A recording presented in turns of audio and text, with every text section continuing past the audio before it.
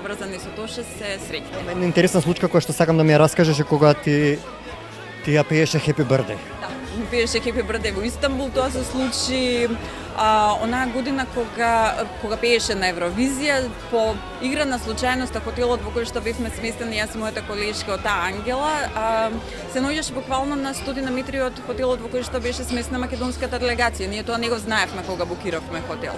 Лиљана, менаџерката на Тоше, заради тоа што имавме одлична комуникација, рече, па знаеш што, каде одиме ние тамо и вие со нас. И буквално со автобусот на делегацијата не носеа апсолутно секаде. Во автобусот дека седевме дента меѓу полуфиналето и финалето, ние седиме и разговараме нешто околу роденден. Маја Саздановска беше туку која што е бик во хороскоп, јас бик во хороскоп.